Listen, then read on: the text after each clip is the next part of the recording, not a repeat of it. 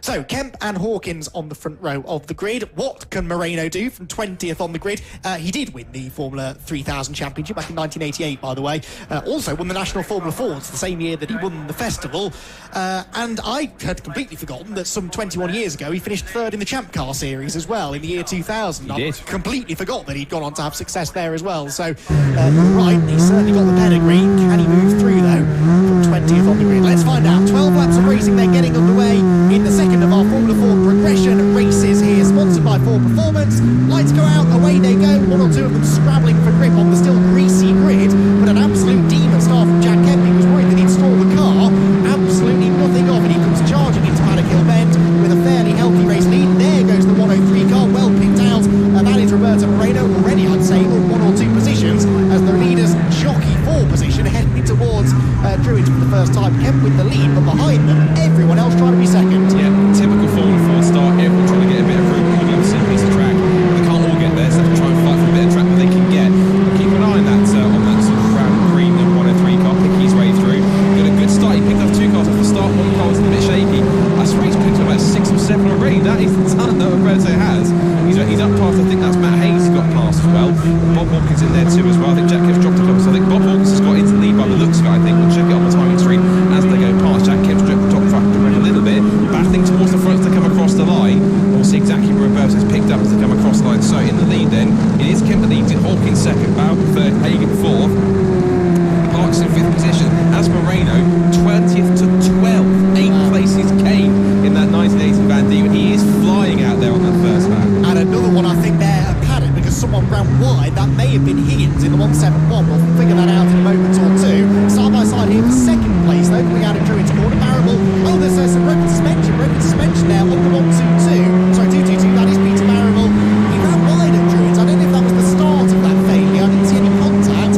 It does just look, though, unfortunately, as if Royale has had a suspension failure rather than suspension damage after contact. What a shame there. That takes him out of contention. Obviously, takes him out of the race, so certainly out of contention for a progression spot. Kemp is getting away in the front of the field. We sort of expected that from that 2007 Spec Ray.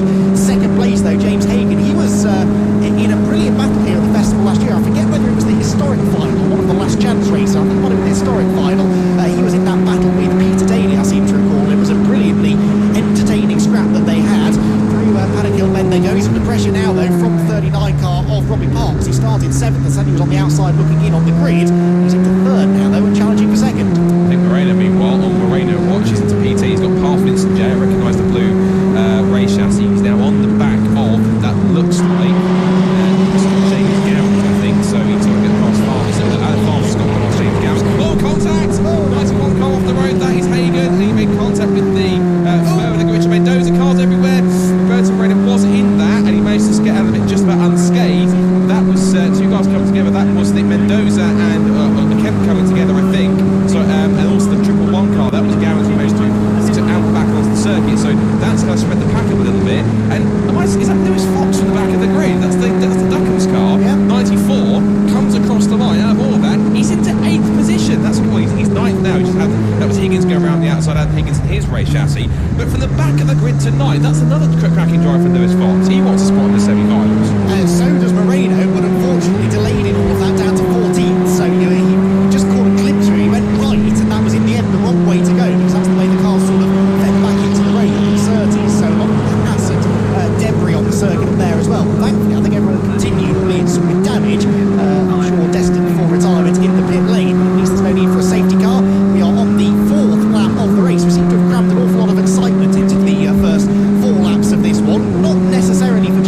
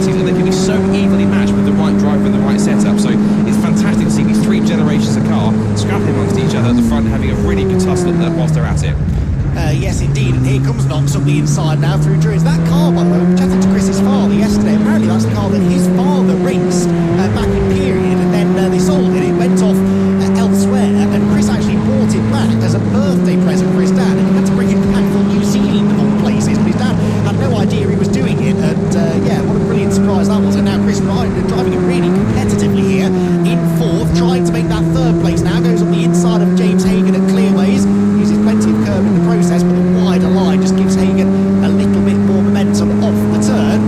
Chris Knox, remember, is a former Mini Challenge champion, double champion, in fact, 2011 and 2014. He was a Scottish Mini front runner as well.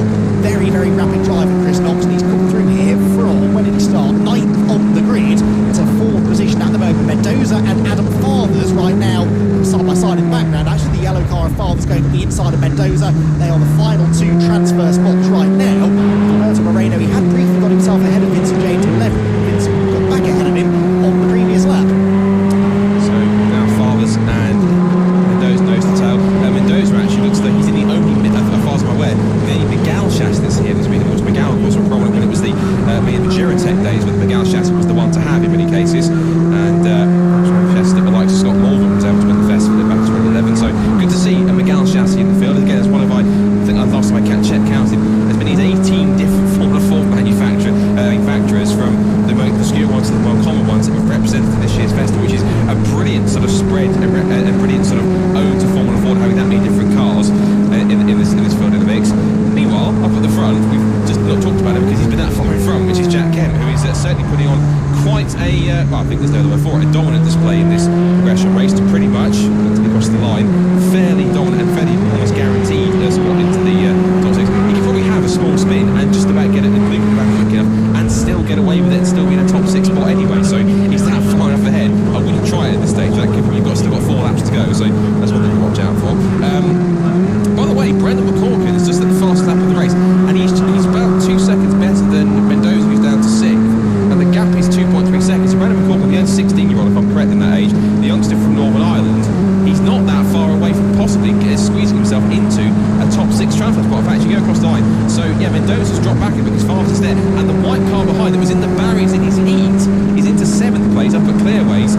He's into 7th place, and he's on the verge of getting an automatic transfer spot into the semi-final tomorrow. That's a brilliant drive as well. Yeah, I think there might be a problem here for Mendoza, because his lap times, actually no, they're pretty much what he was doing earlier on. It's just everyone else has sped up a little bit over the last few laps. So yeah, that 6th place car, the red machine, just adrift of this group, is starting now to put quite a bit of pressure. Adam Graham Hill then come the 2nd, 3rd, 4th place cars, still the same order they were. Then Robbie Palm 2nd, James Hagan 3rd, and Chris Knox in 4th. Then it was Adam Fathers in 5th, the yellow car, who was catching them again. Knox goes on the inside of Hagan and Clearways, and this time Hagan almost closed the door in a bit too abruptly. They almost banged wheels. This time though, actually, I think Knox might just be able to force the issue here. He's got the inside line. Knox in the 1979 Van Diemen, some 9 years older than the Reynard he's battling with, and that shows in straight line speed. Fathers now goes on the inside, whilst behind them, Scott, I think it was side by side for that all-important 6th. It was. McCorkin was wheel to wheel with Mendoza, and I'll see in the background if you make it through. Is it a red car, white car? They're practically level as they came out down the hill at Paddock Hill then, but McCorkin has got the inside line of the next corner, so I'm pretty certain next time we see that pair of cars, it will be the older, I think it's a Mondial chassis, ahead of the Miguel as they turn in through Druids and then Granville Bends. This scrap now for 2nd, 3rd, 4th and 5th is intensifying. It is Parks from Hagan, now for Fathers up to 4th, simply himself a progression race podium. He's up the inside of Hagan but backs out of it. That now allows Chris Knox to go back around the outside in the 79 Van Diemen. Not bad for an old car. Fathers says, right, I'll take you down the inside on the switchback if you don't mind, Chris. Back up the inside we go, side by side. Not bad, these progression races, are they?